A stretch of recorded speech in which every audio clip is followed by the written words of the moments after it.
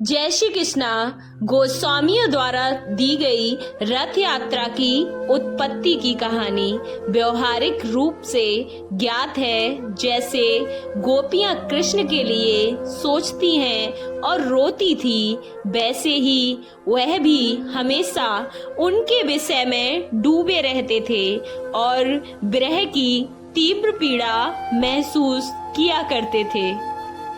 एक बार कृष्ण श्री राधा रानी के बारे में गहराई से सोच रहे थे और उनसे असहनीय लगाव करते हुए वह बेहोश हो गए और जल्द ही नारद ऋषि और उद्धव वहां आए और उन्होंने कृष्ण को बेहोश पड़े देखा। चूंकि नारद और उद्धव दोनों ही भगवान के बहुत अंतरंग भक्त थे, वे तुरंत ही समझ गए कि राधा से लगाव की तीव्र पीड़ा के कारण कृष्ण की यह स्थिति उत्पन्न हुई है। उत्सुकता से वे दोनों इस बात पर अपनी बहस करने लगे कि भगवान को वापस चेतना में कैसे लाया जाए। तभी वहां पर बलराम पहुंच गए और अब उन तीनों ने मिलकर विचार किया कि क्या किया जाए कृष्ण के साथ। अंत में यह सहमति हुई कि यदि नारद मुनि धीरे से ब्रजभूमि की महिमा का गान करेंगे तो कृष्ण होश में आ जाएंगे। नारद सहमत हुए और कहा, लेकिन मुझे एक बात की अत्यधिक चिंता है। हरि जागते ही पता नहीं क्या करेंगे, क्या होगा। यही सोचकर नारद मुनि का मन घबराने लगा। अपनी विक्षिप्त अवस्था में वह बस वृंदावन की ओर भागेंगे, इसलिए उन्हें वहां ले जाने के लिए तुरंत एक रथ तैयार किया जाना चाहिए। इसलिए भगवान के सारथी दारुक को रथ तैयार रखने और प्रतीक्षा करने के लिए कहा गया। अब क्या था, तब बुद्धिमान उद्धव ने कहा, यह सब ठीक है, लेकिन जरा सोचिए, यदि भगवान अब वृंदावन जाएंगे तो वहां ब्रजवासियों की स्थिति इतनी दयनीय है तो वे वापस लौटकर नहीं आ सकेंगे। उन्हें द्वारिका वापस लाने की कोई तो उम्मीद नहीं होगी। अब यही सोचकर सब चिंतित थे। तब नारद ने उद्धव से कहा, हे बुद्धिमानों में श्रेष्ठ, आप कृष्ण के सबसे भरोसेमंद दूत हैं और उनके अत्यधिक प्रिय भी हैं। इसलिए मुझे लगता है कि आपको पहले ब्रजभूमि जाना चाहिए और उन सभी को वहां पर सूचित करना चाहिए कि कृष्ण आ रहे हैं वृंदावन में। तब वे उनके स्वागत के लिए स्वयं ही तैयार हो जाएंगे और उनके स्वागत की तैयारियों में जुट जाएंगे। यह सुनकर उद्धव उदास हो गए और उन्होंने कहा, आप सभी जानते हैं कि कृष्ण मुझे पहले ही एक बार मथुरा से ब्रजभूमि भेज चुके हैं और मैं नंद बाबा, यशोदा माता, गोपियों और राधा रानी को कुछ सांत्वना देने के लिए उनके दूत के रूप में वहां गया था। मैंने उन्हें सांत्वना देने की बहुत कोशिश भी की और बार बार उनसे कहा कि कृष्ण जल्द ही ब्रजभूमि लौट आएंगे। और मैं इस प्रकार उन सभी को समझा के आया था। मैंने उन्हें अपना वचन भी दिया था, परंतु अब तक वे नहीं गए।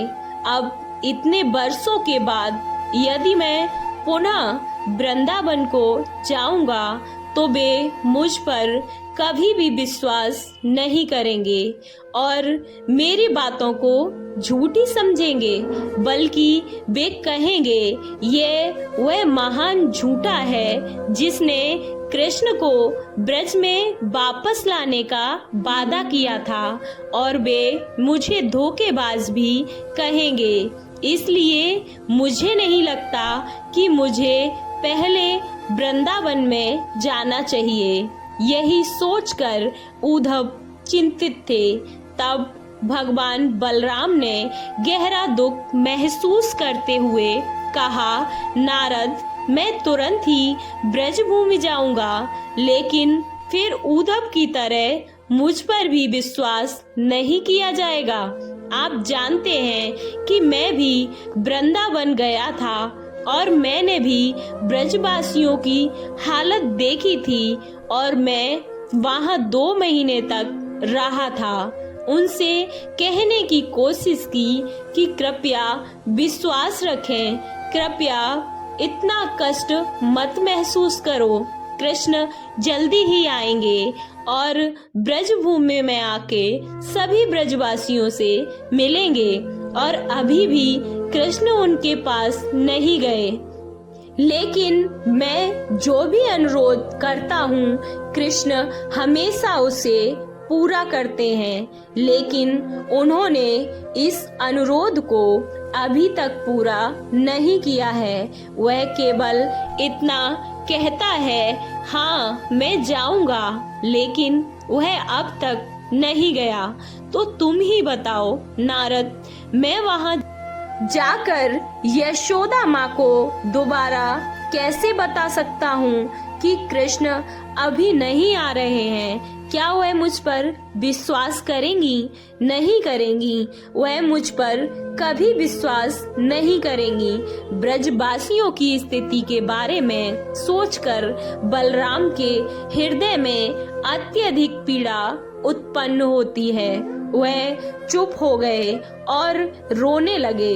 उसी समय सुभद्रा ने वहां आकर सारी समस्या सुनी और ठीक है, उसने कहा, मैं सबसे पहले अपनी ब्रजभूमि जाऊंगी और यशोदा माता की गोद में बैठूंगी और उनसे कहूंगी कि हे मैया, कृष्ण अभी आ रहे हैं। हम तीनों एक ही समय पर द्वारिका से चले, लेकिन रास्ते में कई लोग उनसे मिलने के लिए इकट्ठा हो गए थे, तो वह मेरे ठीक बाद ही आ रहे हैं।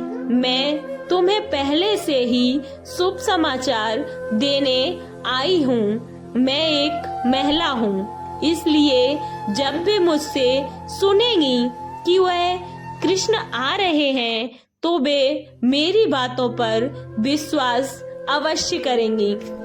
और फिर इस तरह से सभी की समस्या का समाधान करने के बाद सुभद्रा, अब उद्धव, नारद और बलराम सभी एक मत से सहमत हुए। यात्रा के लिए सुभद्रा का रथ तैयार किया गया। एक रथ कृष्ण के लिए पहले ही तैयार किया जा चुका था और अब दूसरा रथ सुभद्रा के लिए तैयार किया गया। जब बलदेव ने देखा कि कृष्ण और सुभद्रा दोनों ही वृंदावन जाने वाले हैं, तो वह भी उनके साथ शामिल होना चाहते थे। तो उन्होंने कहा, जब मेरे प्यारे भाई और बहन ब्रजभूमि जा ही रहे हैं, तो मैं यहाँ कैसे रहूंगा? मैं यहाँ नहीं रह सकता। मैं भी सुभद्रा और कृष्ण के साथ चलूंगा। उद्धव सहमत हुए। ठीक है, तुम दोनों पहले जाओ और हम ब्रजलीला कथा गाकर कृष्ण को जगाएंगे, और जब वह होश में आएंगे तो हम उन्हें तुरंत साथ भेज देंगे। बलराम और सुभद्रा अपने रथों पर चढ़ गए और ब्रजभूमि के लिए चल पड़े। पहले बलराम और फिर सुभद्रा आगे बढ़े। रथ यात्रा के दौरान सबसे पहले बलराम का ही रथ चलता है और उसके बाद सुभद्रा का। कृष्ण का रथ सबसे पीछे चलता है। जैसे ही दोनों रथ चले, अब नारद मुनि अपनी बीड़ा बजाते हुए मधुर ब्रजलीला कथा गाने लगे। जब दिव्य कंपन ने कृष्ण के कानों में प्रवेश किया और उनकी आंखें खुल गईं और वे तुरंत अपने मंत्र मुग्ध त्रभंग रूप में खड़े हो गए। 3 प्रकार की बंसीधर मुद्रा केवल वृंदावन में ही देखी जा सकती है। द्वारिका में यह प्रकट नहीं है, लेकिन चूंकि वे ब्रज चेतना में थे, उन्होंने तुरंत पूछा, मेरी बांसुरी कहाँ है? मेरी मुरली कहाँ है? मेरी मुरली कौन ले गया? ओ, यह तो उन गोपियों का ही काम होगा। यह कहकर कृष्ण अब अपनी बांसुरी को ढूंढने लगते हैं और इधर उधर देखते हैं। तभी उन्होंने उद्धव और नारद को वहां खड़े हुए देखा तो बोले, हे उद्धव, आप ब्रज में क्या कर रहे हैं? हे नारद, आप भी यहाँ ब्रज में आए हैं? फिर उन्होंने चारों ओर देखा और होश में आए। ओह, यह क्या? मैं तो ब्रज भूमि में नहीं हूँ। और ऐसा कहकर कृष्ण अत्यधिक दुखी हुए। उद्धव और नारद दोनों ने कृष्ण को धीरे से समझाया कि क्या हुआ। हे प्रभु, आप जानते थे कि आप सीधे वृंदावन की ओर दौड़ेंगे, इसलिए हमने पहले ही आपके लिए आपका रथ तैयार कर लिया है। कृपया अपने रथ पर बैठें और अपनी ब्रज भूमि की ओर जाएं।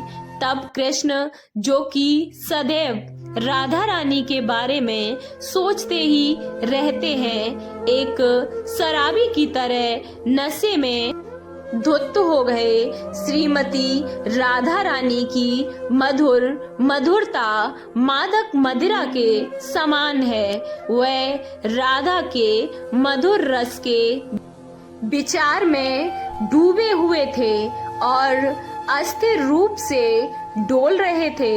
बड़ी कठिनाई से नारद और उद्धव ने अब उन्हें पकड़कर रथ पर बिठाया। इसलिए जब भी रथ यात्रा उत्सव के दौरान भगवान जगन्नाथ रथ पर जाते हैं तो वह उसी नशे की हालत में होते हैं, इधर उधर डोलते हैं और हिलते रहते हैं। जगन्नाथ पुरी में कोई भी देख सकता है कि किस प्रकार उन्हें इस अवस्था में ही रथ तक ले जाया जाता है।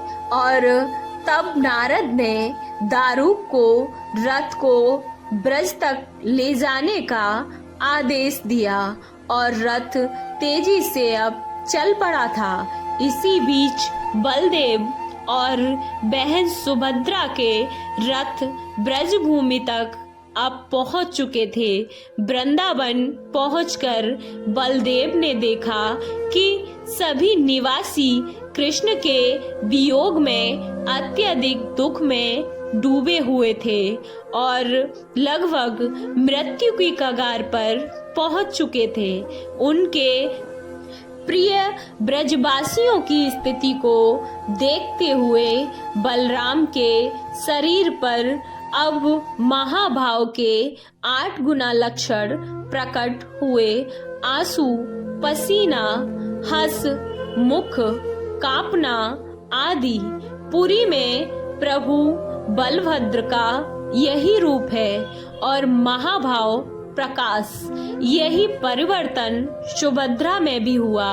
इसलिए वह सुभद्रा माता यशोदा के पास नहीं जा सकी थी, क्योंकि वह परमानंद की अनुभूति में थी।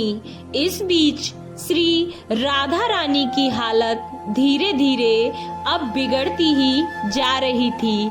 वह आध्यात्मिक परमानंद की अत्यधिक उत्पन्न अवस्था में ही थी, जिसे अधिरुद्ध महाभाव के नाम से भी जाना जाता है। वह बेहोश थी और मरणासन स्थिति में ही थी, लेकिन मरने में सक्षम नहीं थी। उनकी सखियां लगातार यह जांचती रहती थी कि वह वास्तव में सांस लेती हैं या नहीं। यह पूरा ब्रज राधा की स्थिति पर अत्यधिक चिंतित था। सभी राधा की स्थिति देखकर बहुत ही दुखी थे। वह अब और जीवित नहीं रह सकती थीं। वह अपना शरीर त्याग देंगी। उन्होंने कहा वह निधिवन में ललिता के हाथों पर अपना सिर रखकर लेटी हुई थी। उनकी सारी सखियां और मंजरियां उनके चारों ओर बस आंसू बहा रही थी। उन्हें समझ नहीं आ रहा था कि वह सब क्या करें। ठीक उसी समय कृष्ण का रथ ब्रजभूमि पहुंच गया। योग माया की अवस्था से कृष्ण निधि वन में प्रकट हुए, जहां श्री राधा रानी मृत अवस्था में लेटी हुई थी। कृष्ण रोते हुए अब उनके पास दौड़े। राधे राधे, कृपया मुझे अपने चरण कमल दो। मैं अपना सिर आपके चरण कमलों में रखना चाहता हूँ। परमानंद भाव से पूरी तरह से अभिभूत होकर उन्होंने राधा रानी के रूप को बड़ी बड़ी आंखों से देखा।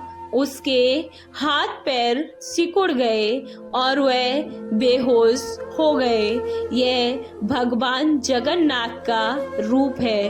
वह राधा भाव के सागर में तैरते हुए लकड़ी के लट्ठे की तरह है। जब कृष्ण के दिव्य शरीर पर बहने वाली हवा ने श्री राधा रानी के शरीर को छुआ तो इसने जादू जैसा काम किया और राधा रानी की जान बच गई। ललिता देवी ने मधुर स्वर में उसके कान में कहा, माधव आ गया है। जब उन्होंने यह सुना तो राधा रानी ने अपने प्यारे श्याम सुंदर को देखने के लिए धीरे से अपनी कमल जैसी आंखें खोली और यह वह दवा थी जिसकी उसे अपनी जिंदगी वापस पाने के लिए जरूरत थी। और वह उठ बैठी। कछुआ रूप में बेहोश पड़े और आंखें खुली हुई कृष्ण को देखकर श्री राधिका ने अपनी प्रिय सखी विशाखा देवी से कहा, कृपया नागर की मदद करें। और विशाखा देवी को अच्छी तरह पता है कि वह कौन सी दवा देनी है। वह मधुर और धीमी सी प्यारी सी आवाज में कृष्ण के कानों में अब बोली, राधे राधे का नाम जप करने लगी। यह सुनकर कृष्ण को होश आया और उन्होंने अपनी आंखें खोली। कृष्ण ने राधा रानी की ओर देखा और श्री राधा रानी ने श्याम सुंदर की ओर देखा और अपनी आंखों के माध्यम से वे अपना दिल और आत्मा से एक दूसरे से जुड़ गए। रथ यात्रा के अत्यधिक लाभ भी हैं, वो भी आपको जानने चाहिए। 500 साल पहले यह त्योहार भगवान चैतन्य की लीलाओं का केंद्र बन गया, जो स्वयं कृष्ण एक महान भक्ति की भूमिका निभा रहे हैं। प्रत्येक वर्ष भगवान चैतन्य अपने सहयोगियों के साथ रथ यात्रा उत्सव में नृत्य और कीर्तन करते थे। बाबा कहते हैं कि भगवान के रथ का दर्शन मात्र ही परम सुख होता है और कई जन्मों की नकारात्मक प्रक्रियाओं को भी नष्ट कर सकता है। भगवान के रथ को खींचने के कार्य में संलग्न होकर उनके भक्त राधा दस्यम की मनोदशा में कृष्ण को वापस वृंदावन और श्री राधा रानी के पास ले जाने का कार्य करते रहते हैं और इस उत्सव में भाग लेने से जो विशेष लाभ सभी प्राणियों को प्राप्त हो सकते हैं वे भी अतुलनीय हैं। भगवान जगन्नाथ के सबसे दयालु रूप को देखने से जो मुख्य रूप से उनकी दो बड़ी गोल कमल आँखों से पहचाना जाता है, व्यक्ति तेजी से आध्यात्मिक प्रगति करेगा और तुरंत शुद्धि प्राप्त भी करेगा। यदि कोई रथ यात्रा के दौरान रथ को गुजरते हुए देखता है और भगवान का स्वागत करने के लिए खड़ा हो जाता है तो वह अपने शरीर से सभी पापों को दूर कर सकता है। यदि कोई व्यक्ति देवताओं के आगे या पीछे से गुजरने पर रथ का अनुसरण करता है, भले ही वह निम्न कुल में पैदा हुआ हो, वह विष्णु भगवान के बराबर ही ऐश्वर्य प्राप्त कर सकता है। और रथ यात्रा परेड के दौरान नृत्य और मंत्र उच्चारण में संलग्न होकर व्यक्ति अपनी आत्मा को सभी ध्यानों से परे उठा सकता है। इस त्योहार को सफल बनाने में मदद करने के लिए कोई भी गतिविधि करने से व्यक्ति को भगवान का पूर्ण आशीर्वाद भी प्राप्त हो जाता है। अपना समय और प्रयास या पैसा दान करने से किसी का घर परिवार और दोस्तों हमेशा के लिए पूरी तरह से धन धान्य से हो जाएंगे। आपको ये कहानी कैसी लगी? अच्छी लगी तो कमेंट बॉक्स में जय श्री कृष्णा जय जगन्नाथ अवश्य लिखें। वीडियो को लाइक, चैनल को सब्सक्राइब करना ना भूलें। जय श्री कृष्णा, राधे राधे।